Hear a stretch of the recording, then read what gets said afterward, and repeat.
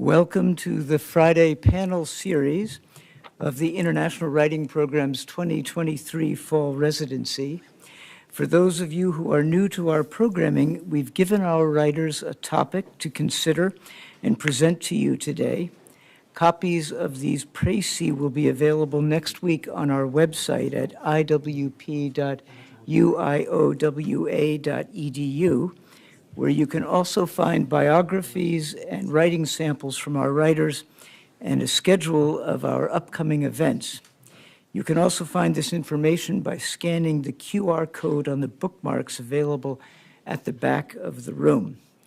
Next, I want to thank first our hosts here at the Iowa City Public Library who make this space available to us every Friday in the Fall Residency, and then to Russ Ganem, Dean of International Programs, who makes possible the pizza in the back of the room. For those of you watching at home, we love to carbo load on Fridays, and Russ makes that possible.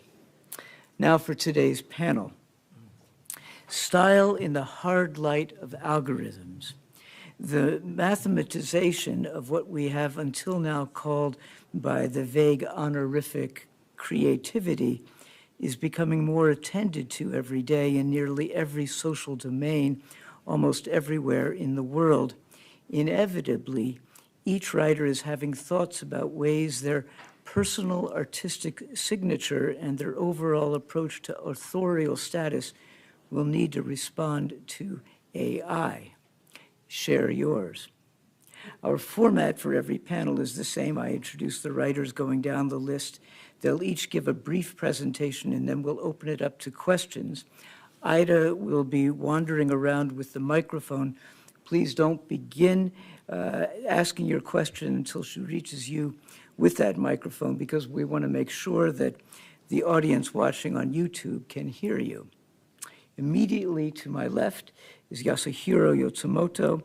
Although he was writing poetry in Hiroshima, Japan in his teens, it was only after he moved to Philadelphia in 1986 as a business expatriate and immersed himself in the English language environment that Yasuhiro started fully engaging himself with writing poetry in his native Japanese.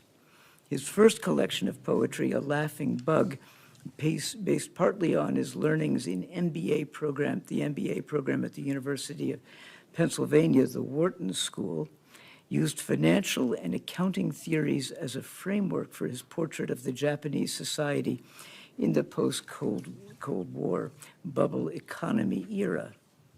So far, he has published 15 collections exploring subjects like midlife crisis, childhood memories through popular manga characters, and marriage. In 2022, a combination of essays and poetry from his experiences of living in Europe was released under the title Being Swallowed by a Dragon, Swallowing the Dragon. After spending more than 30 years in the US and Germany, Yasuhiro recently moved to his home base in Tokyo, where he teaches poetry, organizes poetry events with music and dance, and contributes a weekly column, A Journey in Search of Poetry, to a national newspaper. To his left is Soonest Nathaniel, poet, broadcast journalist, and spoken word artist from Nigeria. His poetry collection, Teaching Father How to Impregnate Women, was selected as a winner of the Reed Leaf Poetry Award. A Riesling and Pushcart nominee, Soonest was named a 2021 Langston Hughes Fellow at the Palm Beach Festival, and in the same year, Poet Laureate at the Korea-Nigeria Poetry Festival. His poems have been published in dozens of literary magazines in Nigeria, the UK, and the US. He lives and works with his family in Abuja, Nigeria, and as he has said, when he is not scribbling in his milk house, he spends the time listening to the music of the spheres or reading the stars. His participation in the IWP has been made possible by a grant from the Bureau of Educational and Cultural Affairs at the U.S. Department of State. Next to Soonest is Xia Feng, who was born in Beijing in 1979. He was admitted to the Department of Classical Language and Literature of Peking University in 1998 and gained a Master's of Arts degree. Since 2005, he has been an editor of Current magazine at People's Literature Publishing House, and he is the author of novels translated as Fruits of Love, So Long Dear Aunt, Life for Life, Rather Be a Good Fighter, and the collection There Is No Shen Jifeng in the World. He has won the Lushan Literature Award, the Feng Mu Literature Prize, the October Literature Award, the 100 Flowers Literature Award, and the Selected Stories Award for Novella. Most of his works are about the present lives of Chinese people, and his participation in the Fall Residency was made possible by a grant from the Paul and Waling Engel Foundation. Finally, N.S. John Scott is a filmmaker, TV director, and screenplay writer from Cameroon. He has written and directed the film The Fisherman's Diary, as well as directing the film Half Heaven. His work earned the first place prize in the screenplay category at the 2020 Africa Movie Academy Awards, as well as prizes at film festivals in Africa, the UK, and Russia. His current screenwriting project, titled Yaja, or The Boy with the Invisible Tattoo, centers an African perspective on children with autism. He participates in the IWP Fall Residency thanks to a grant from the Bureau of Educational and Cultural Affairs at the U.S. Department of State. We'll begin with Yasuhiro. Hi.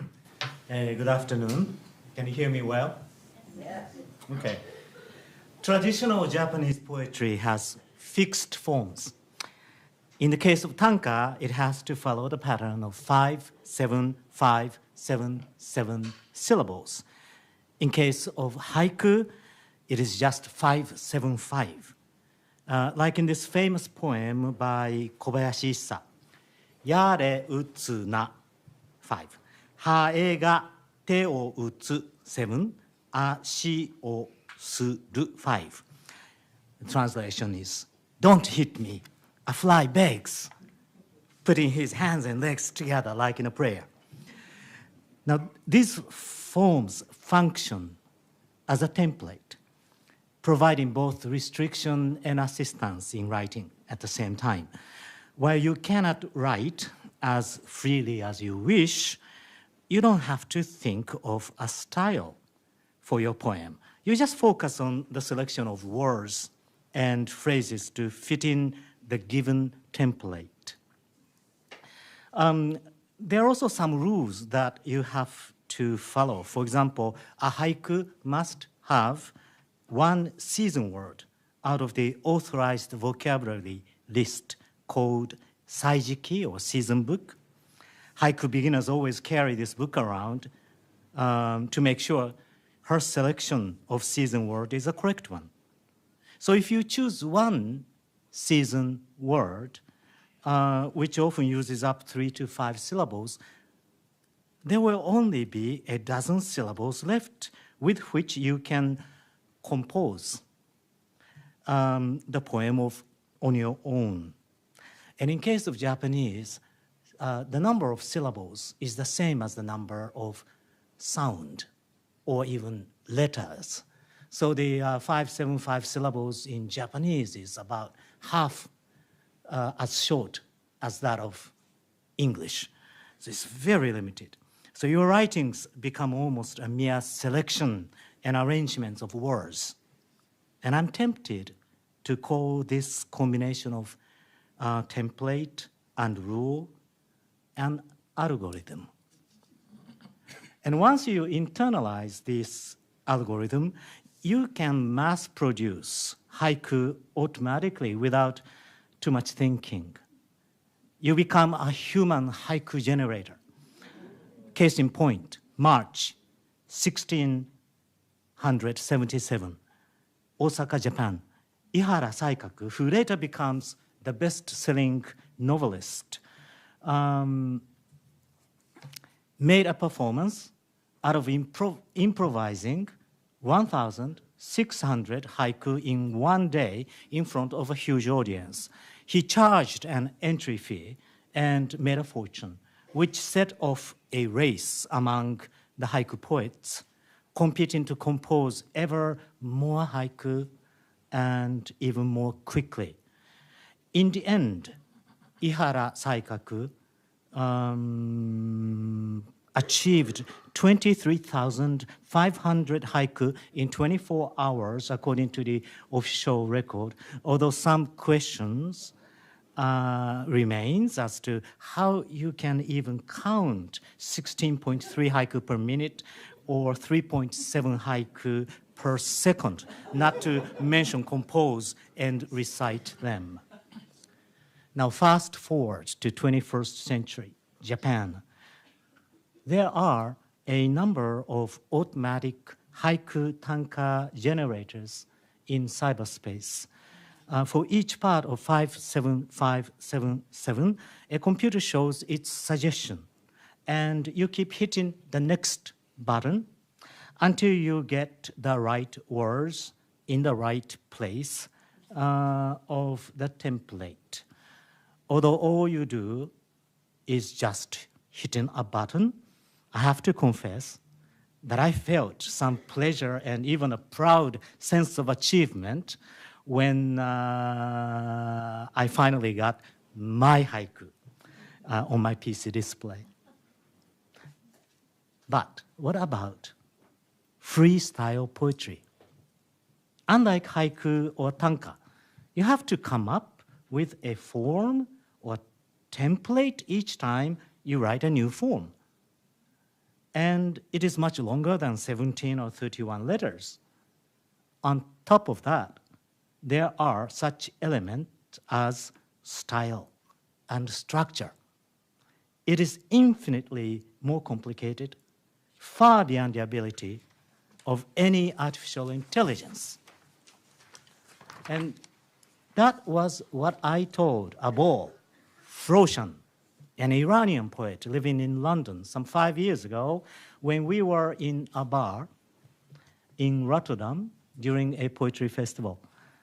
And to my surprise, he disagreed.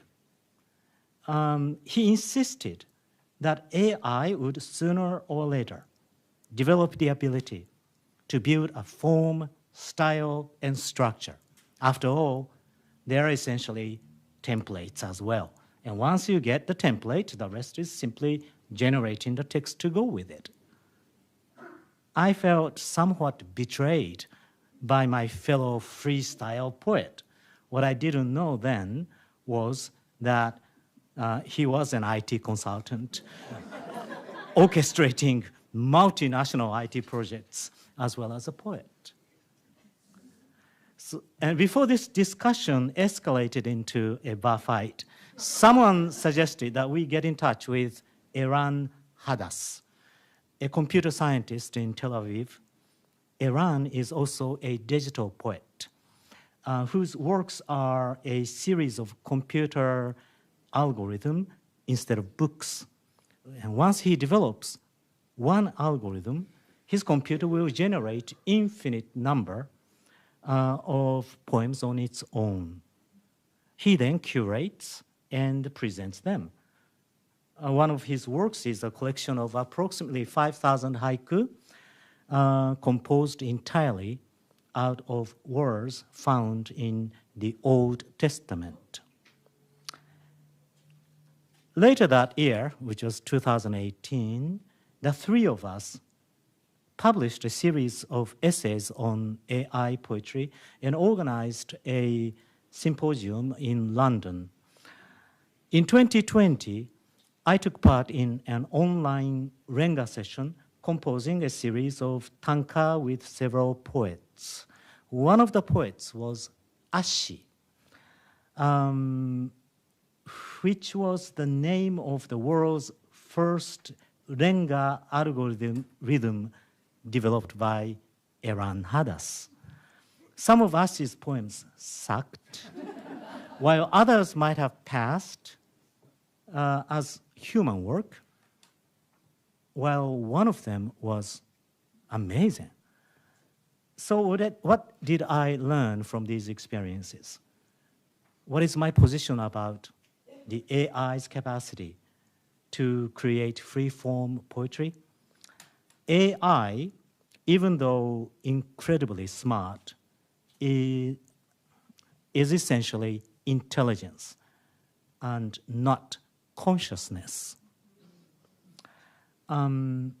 It may know everything about an apple, but it cannot taste it. It does not know what philosophers call qualia of consciousness, or what I call simply the R-ness of sensation. But poetry is all about it. Can AI eventually become AC, artificial consciousness, and utter a sensuous sigh of ah as it drinks cold water in the summer? I don't know, maybe or maybe not. But one thing I am sure is this: regardless of who wrote it, we as humans cannot help but feel something when reading a text. Our intelligence is destined or even cursed with poetic imagination. Written words are like an empty cup. The sake wine is filled from the heart and mind of a reader, a human. Computers may eventually write beautiful poems, but it is only we, the humans, who can pour poetry into the cup and sip it, get drunk, sing, and dance. Thank you.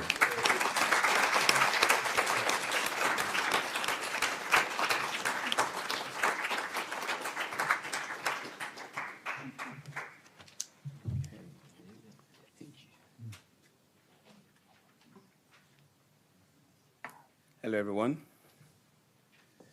Can you hear me well? Yeah. All right, beautiful.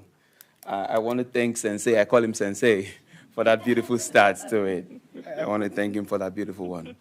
It's a very important subject matter, and I thank those who have put this together because it's important we discuss it now. The most authentic thing about us is our capacity to create, overcome, to endure, to transform, to love, and to be greater than our suffering. That was Ben Okri. From Eliza to Shadlu, AI has been trying hard to imitate human discernment and dialogues. Algorithms trained on vast data sets are beginning to reflect and amplify with precision various patterns found within the databases, thereby dominating numerous aspects of our daily interactions. Our unique styles as creatives are not immune to their influence. From fashion recommendations to music playlists, the age-old human instinct for personal expressions meets the cold precision of algorithmic calculations. Even our exposure to and consumption of poetry is changing drastically as social media platforms become more significant venues for the sharing and discovery of poetry.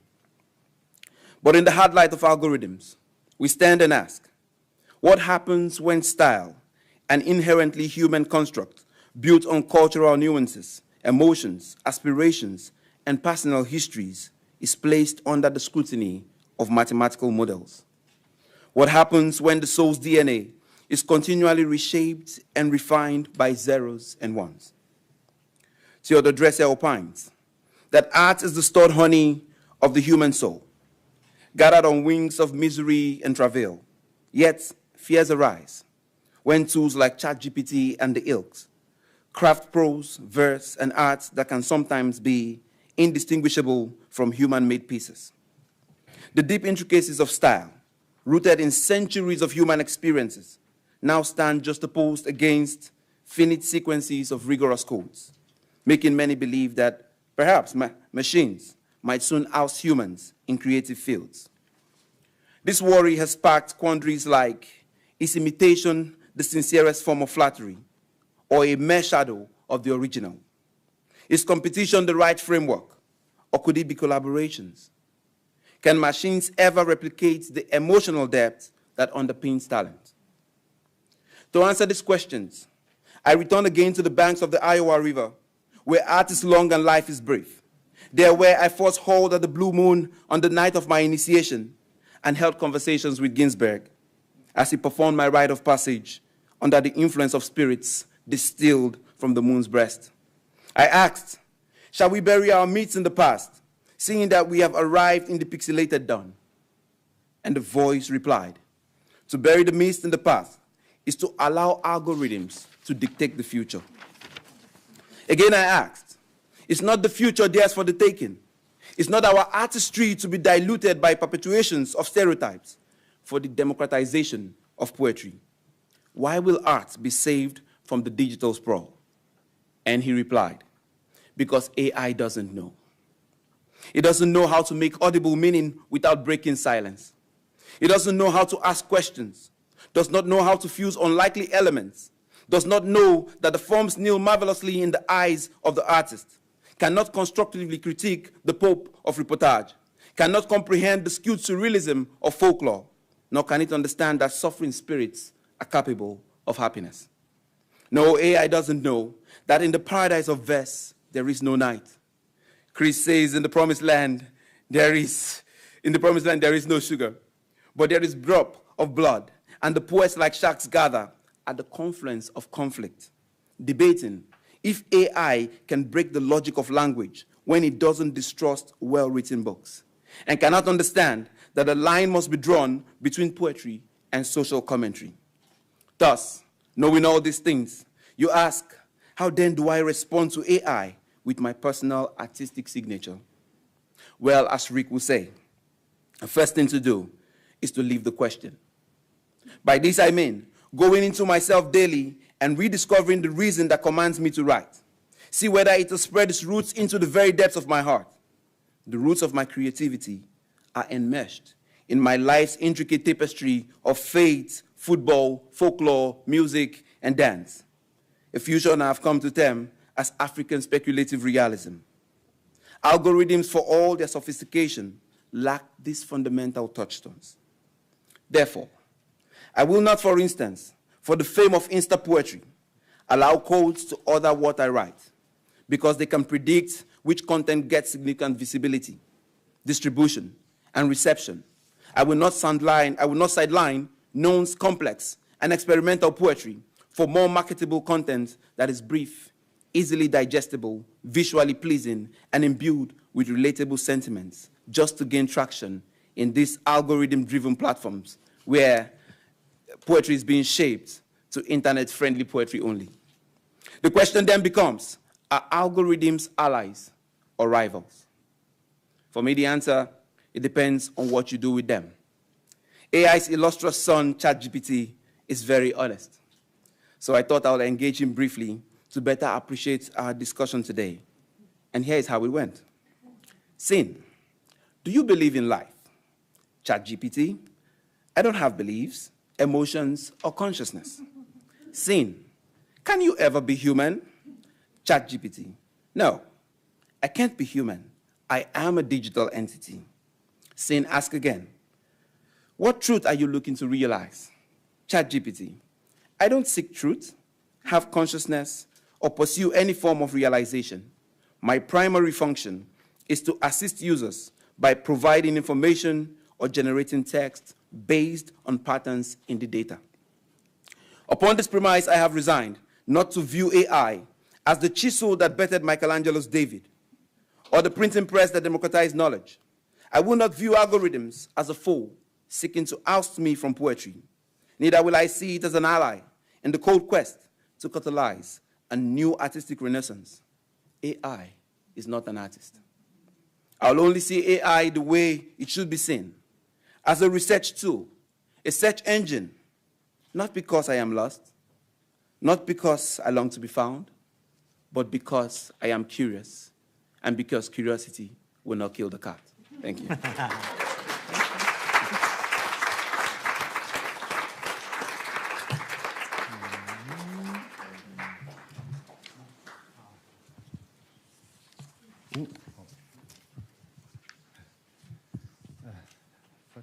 Fortunately, you have the paper.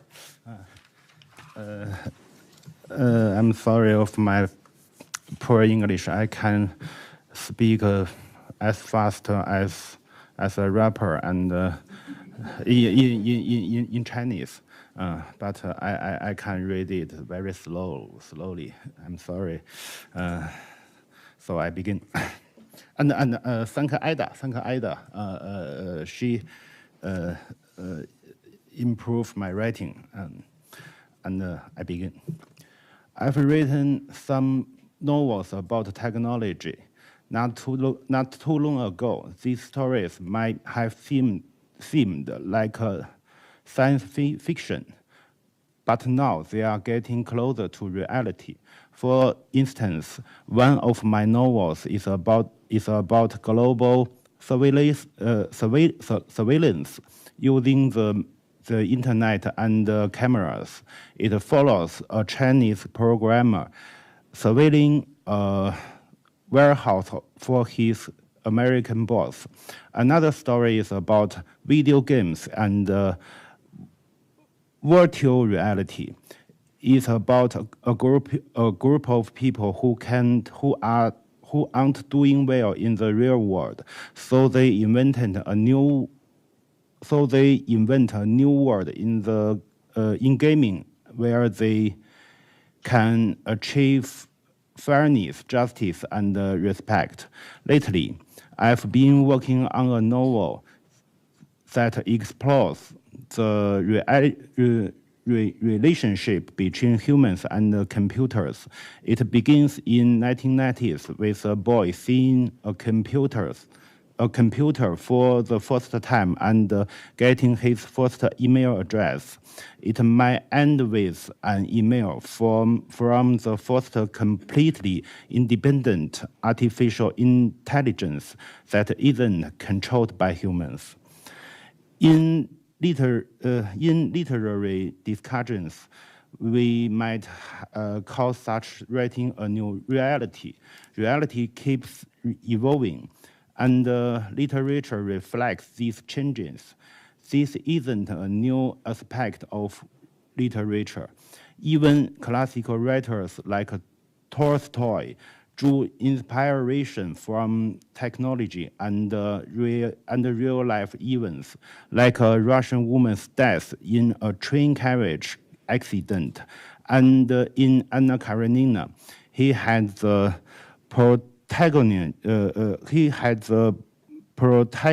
protagonist die under a train, which was a brand new mode of transport for Moscow in his time. However, when we talk about artificial intelligence, things get interesting.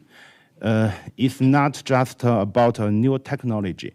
It also makes us confront a philosophical question: what it means to be human. Writers often say that literature is a study of humanity. Here, humanity implies people who have independence, value, and free will, not controlled by a higher power. As we know, in the Western context, the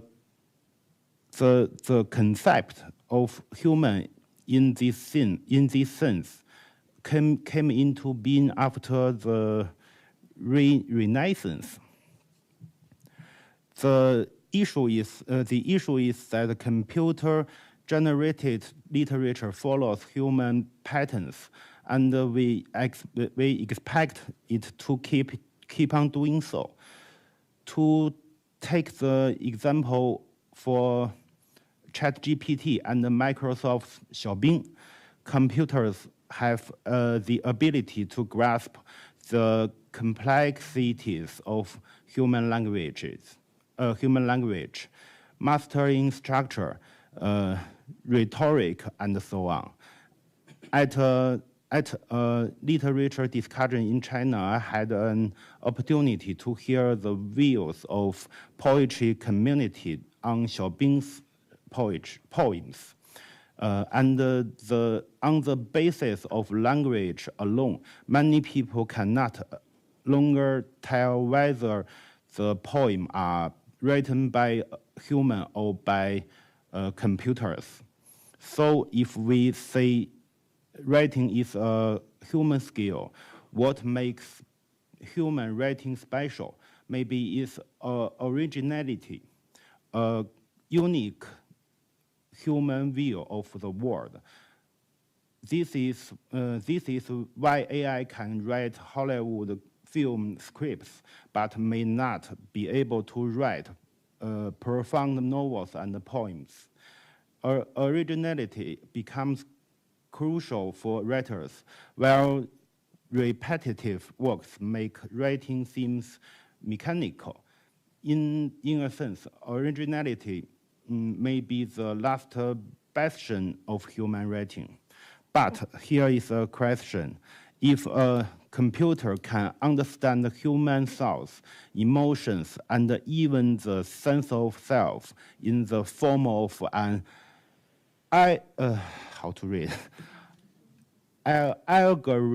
algorithm, which it can. This just as computers have reproduced the intuition of top Go players, can it write something that goes beyond with the human author can create? Future computers might surpass us in calculations and thinking ability, making writers feel like they can't measure up. We can emphasize empathy here. Sharing one person's feeling with another person matters. In the future, computers might create great work, but we might still regard them disparagingly as machines, while valorizing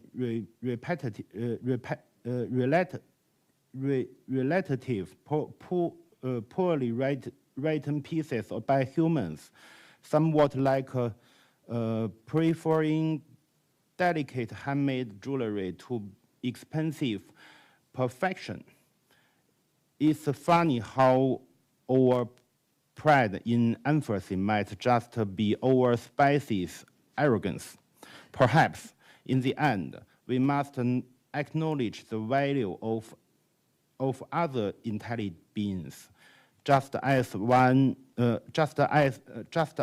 we once recognized our worth before a higher power. We'll have to learn to live alongside these new intelligent beings. Is not a bad thing. They might even be more human than we are. Finally, let's go back to the famous joke in history. Plato gave the definition of human, a hairless animal with 2 legs. So his students grilled a chicken naked and said, that's what Plato meant by human. Like Plato, we still need to learn what it meant to be human. Yes. Finish! Yes. Finish! Finish!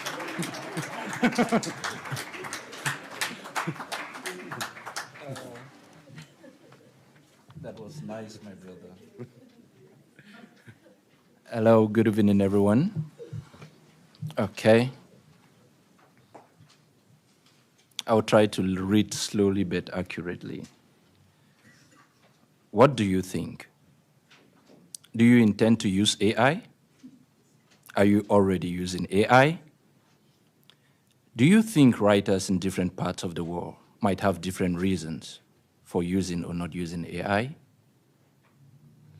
AI can provide real-time writing assistance, suggesting improvement in grammar, style, and vocabulary. It has the ability to highlight potential mistakes or suggest alternative phrases for a perfect job. AI can generate content based on certain prompts or guidelines.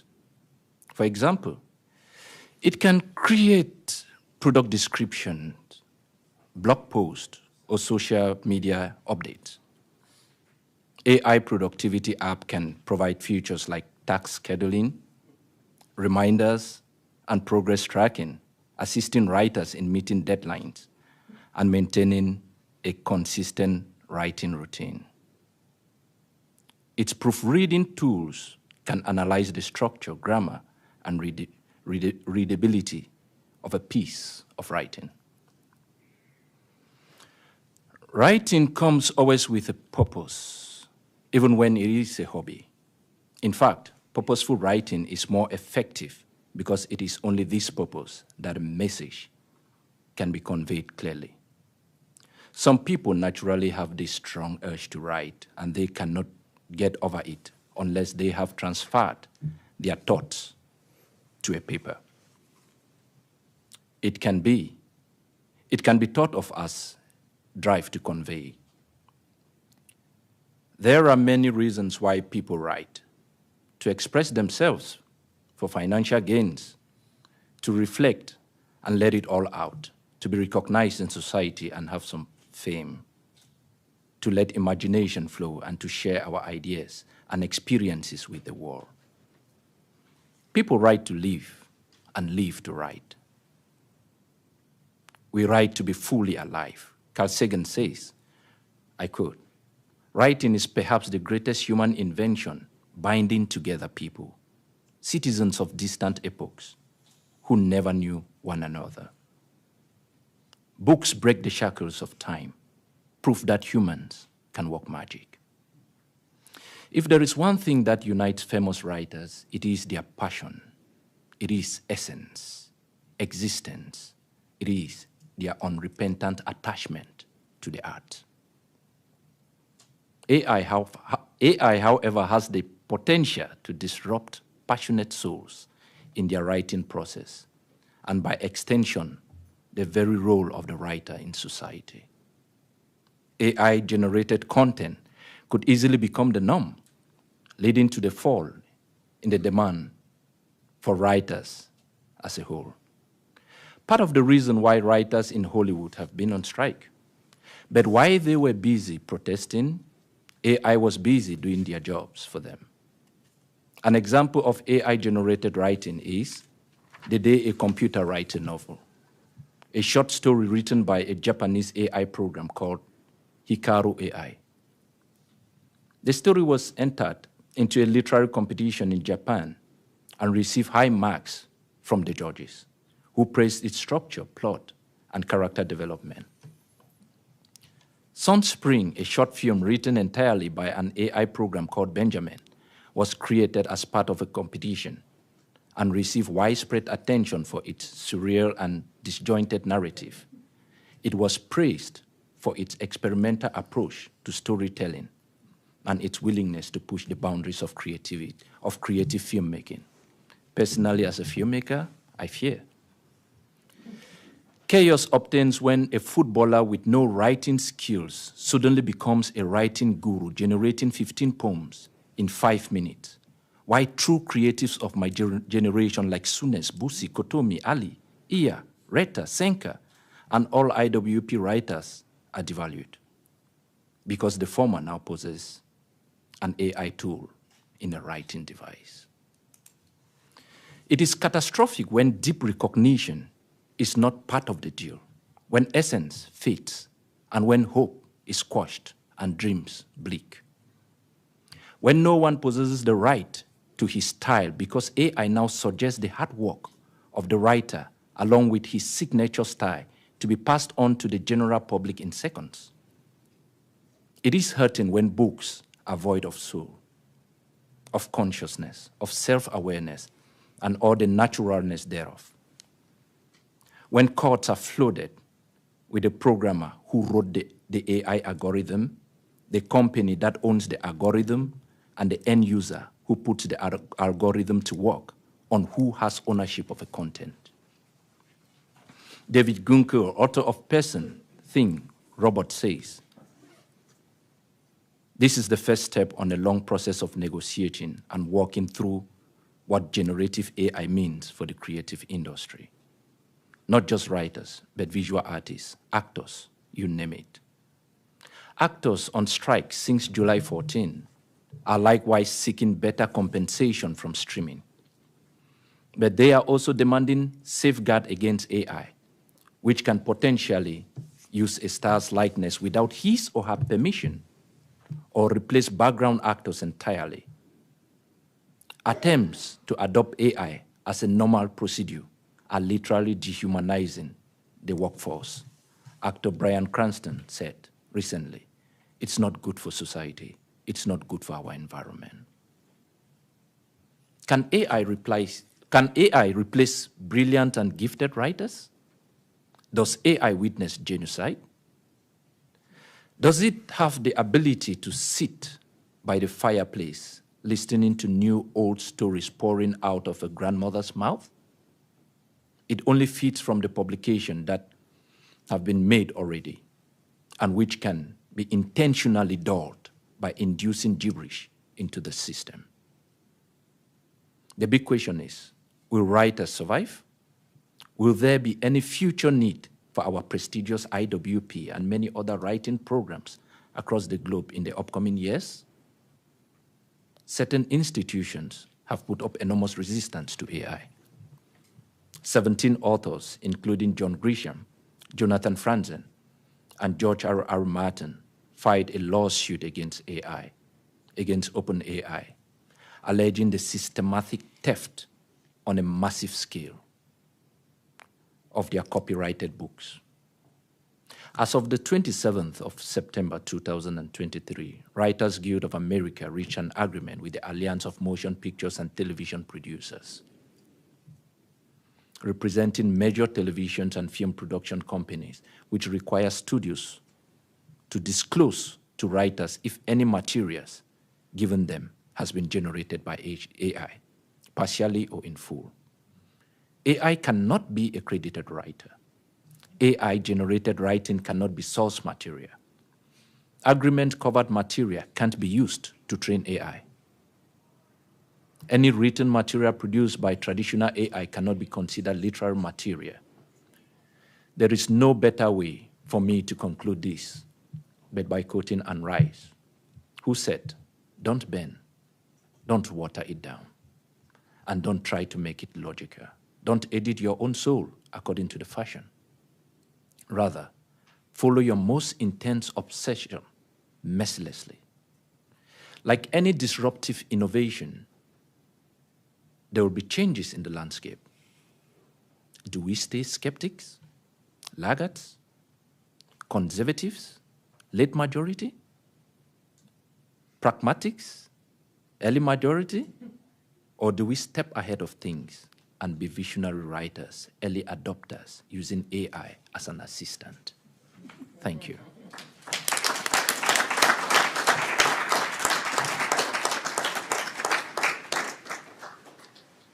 What a wonderful set of presentations. We'll open it up to questions now, and while you're gathering your thoughts, remember, Ida has to come to you with the microphone first, and I'll tell you about some upcoming events. Join us later today at 5 p.m. for the next event in our weekly Shamba House reading series featuring Azhar Nunari, who comes from Pakistan, and Guru Ladaki, who is from India. Light refreshments will be served. This Sunday, October 8th at 4 p.m., our Prairie Lights reading series will feature Orit Gedali from Israel, Shou from the People's Republic of China, and Spanish creative writing MFA candidate Sofia by Bueno. We hope to see you there. Afterward, that same evening at 7 p.m. in room 105 of the Adler Journalism Building, our Cinematheque series will screen the film Birdman, introduced by Ali Al-Shai. The film will be followed by a brief Q&A. And with that, we'll open it up to questions we have. Thank you so much for your great presentations. I had the sense from listening to you all speak that you are not in favor of AI, except as maybe an assistant to your writing.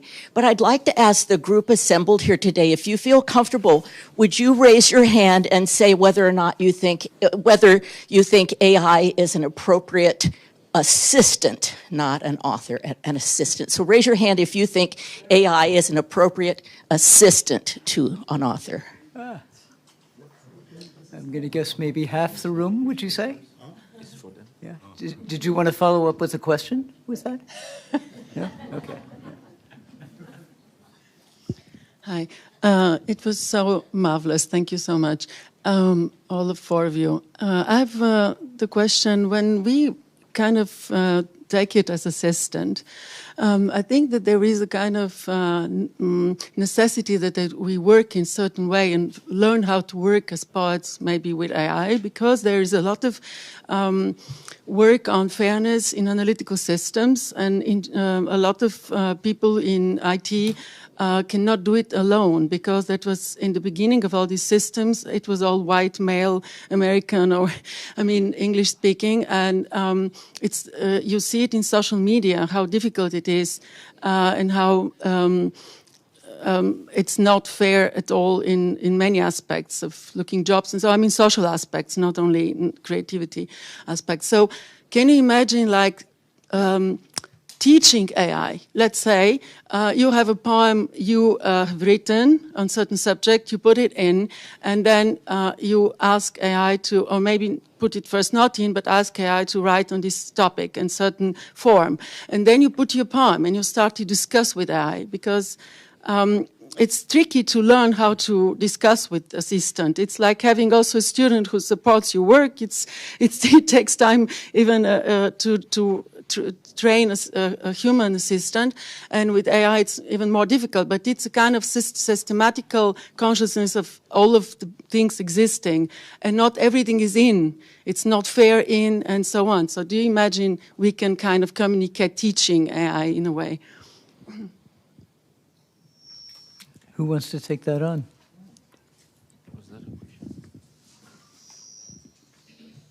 Yeah. Yasuhiro? Hi. Yeah. I'm teaching them. Okay. Yeah, as we speak. When ChatGPT first came to the United States, but not in Japan, I asked ChatGPT in Japanese, I think, what do you think of this poet, Yotsumoto Yasuhiro? And very politely, it answered, I'm sorry, but I've never heard of such a poet. That was January this year, and I was deeply offended. I asked the same question in April when the Japanese version came. And then he started to say all the flattery things, that he's one of the most innovative, brave, revolutionary poet in modern, etc., etc.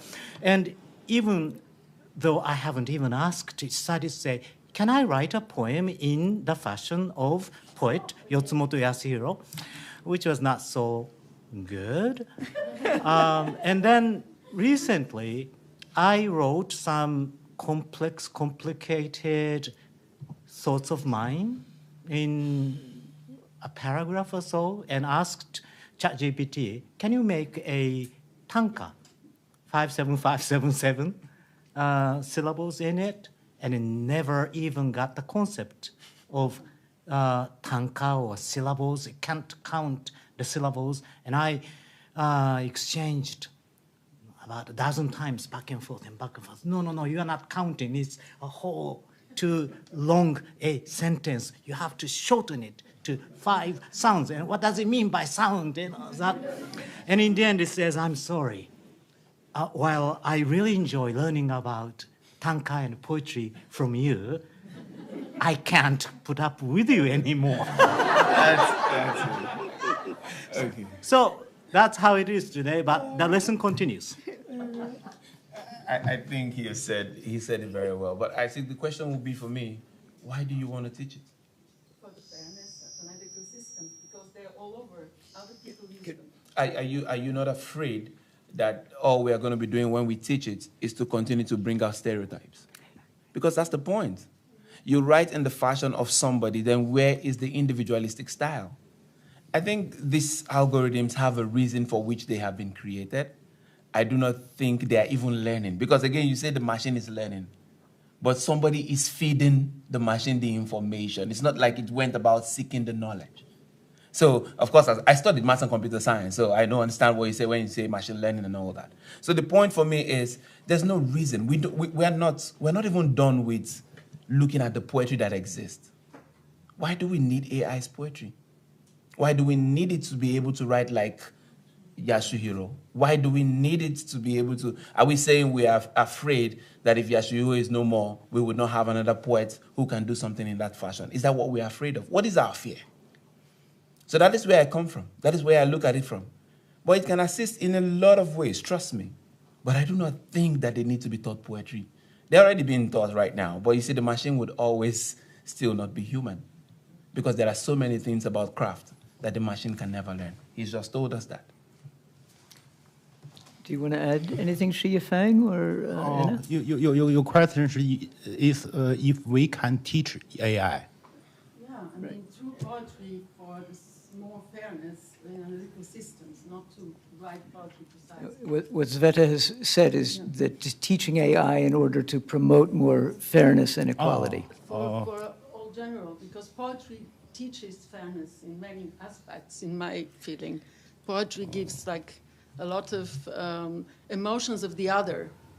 And so, and we need fairness in the way AI works in other fields.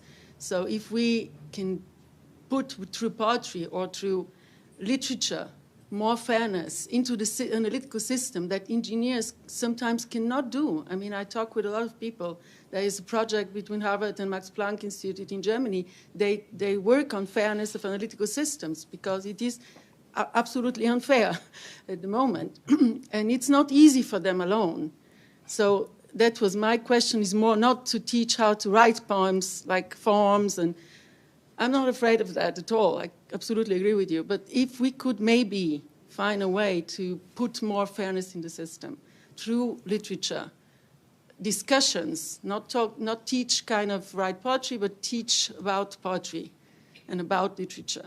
I don't know. I mean, I don't know myself.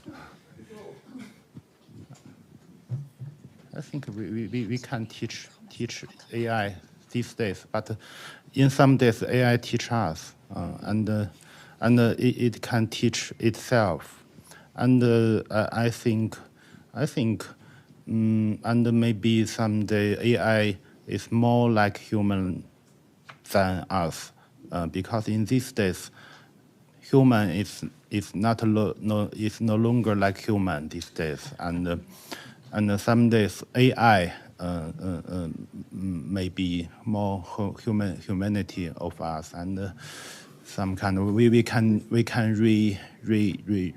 acknowledge what is human. Human is not only come from their mama's body.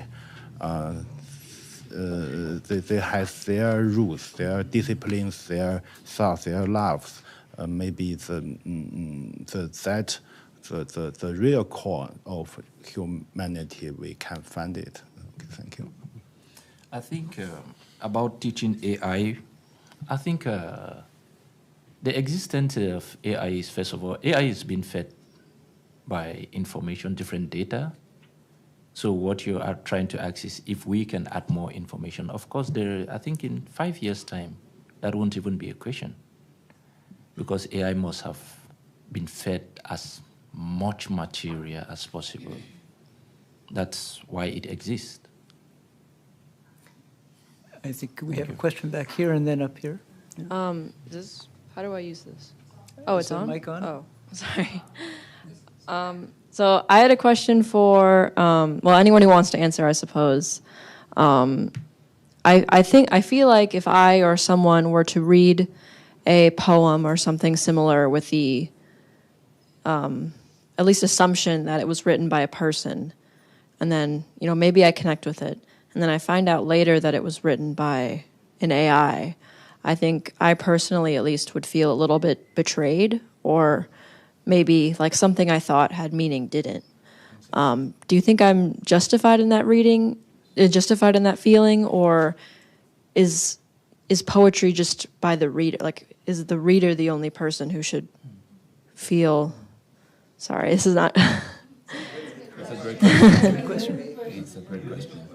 And we have a bunch of questions waiting, so I'll just ask one person to answer it here. Yeah. Well, okay, if I may start. As I said in my speech, it's you who are making a poem. The text is just there, but it's your imagination that poetry comes up, and it doesn't essentially matter whether that text is written by whoever. So don't feel betrayed. Just enjoy the good poem. The good poem is inside you. If it's not, you can never read anywhere. I'm sorry, I choose to disagree. I think you're right in your feeling to feel betrayed if you find out that it was AI that wrote it, and this is why. Because all it's going to do is to crawl what already exists and just pick. That's what it's going to do. That's what the crawlers do. It's not coming, because what you want to see in that poem, which is why you feel the way you feel, you want to feel the heart of this person. You want to understand why this person was bitter at this time. You want to understand why he was happy at this time. That is why we are human. It is the communication. So even when you talk about fairness, what will the computer be fair to you? What is it going to be fair? What is the fairness? That, okay, I'm not going to take 100% of your work anymore. I'm just going to take 10% and 10% from every other person. Again, that's my debate here. Once it comes to poetry, I think the human is the core thing. It's our emotions, our experience. It's when I dance. It's when I listen to music. You find it in my poetry. That is why you find the beauty in poetry. So when you find out that it was written by AI, I am sure you'll be betrayed. You feel very betrayed. That's what I think about it.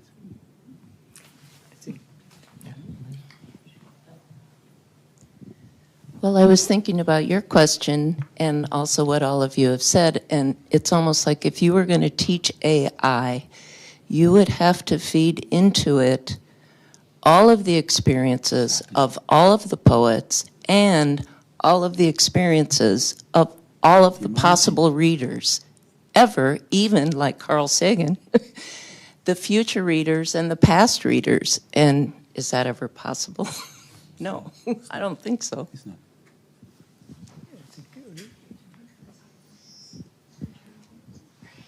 So maybe we're not asking the right question when we ask about what AI is capable of in capturing the human experience.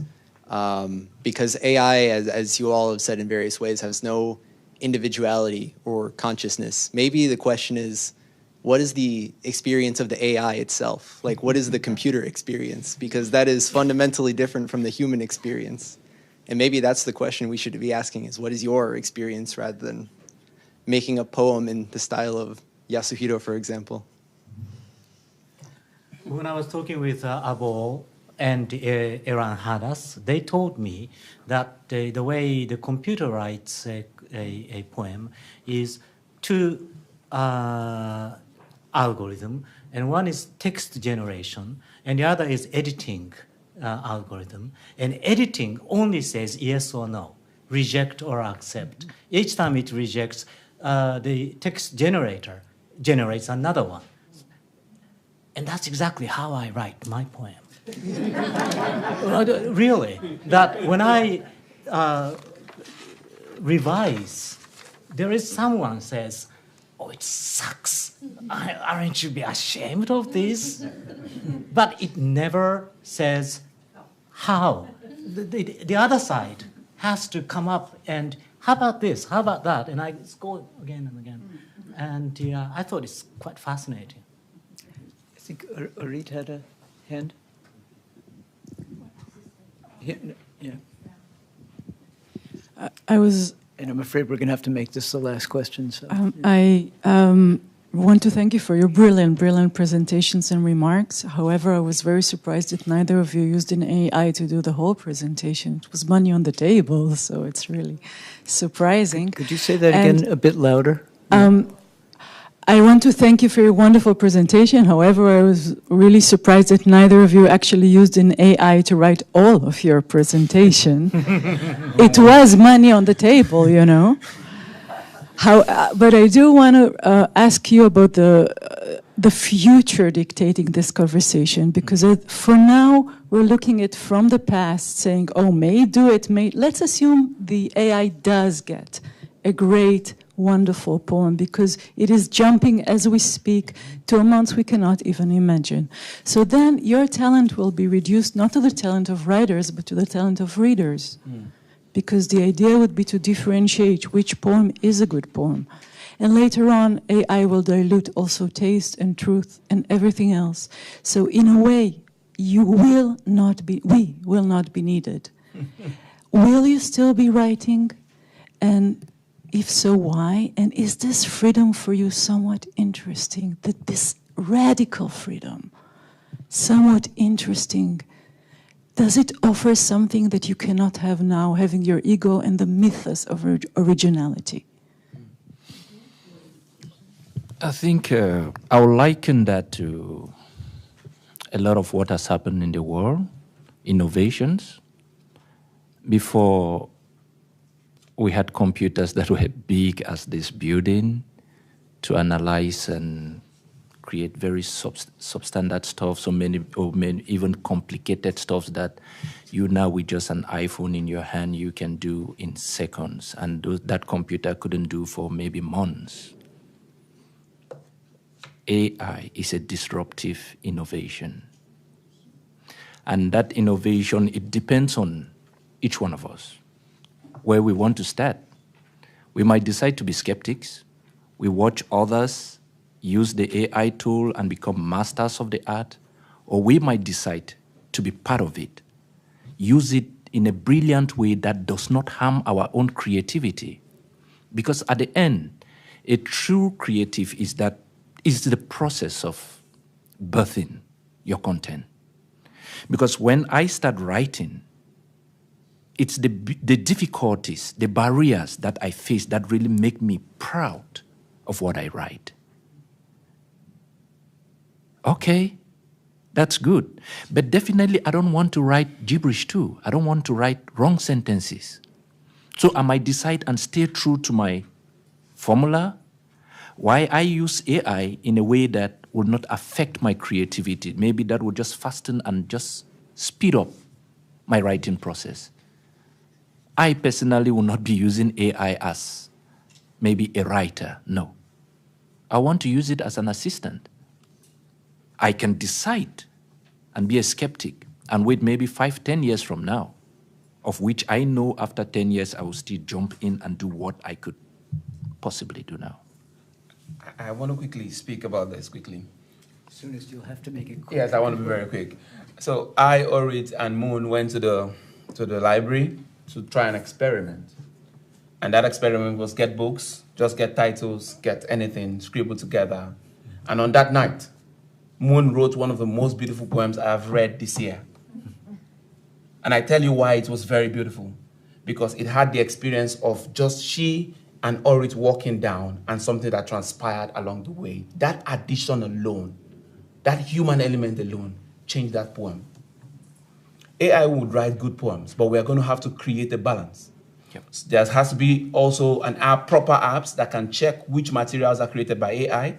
There has to be categories where submissions will say this was generated by AI, and this is where the human is. That is where the future will be. That is where the future will be. I think we already have those apps. They're not very strong. Yeah, Wonderful place to end. I just want to note that next Friday we'll be back here for a panel on the body, which seems like the perfect answer to what we're having here. And just as a final quick thought, every time I see the letters AI, I think of the poet Florence Anthony, who went by the name of I, which in her thinking came from the Japanese word for love. And so I thought I would just read you the first lines of a poem of hers. It won't be easy for you to find on Google because if you type in AI poetry, right? But you may be able to find this one because it's dedicated to Yasunari Kawabata, and it's titled Talking to His Reflection in a Shallow Pond. Chrysanthemum and nightshade, I live on them, though air is what I need. And then it goes on from there, so you'll have to look it up. It's a great poem. Thank you.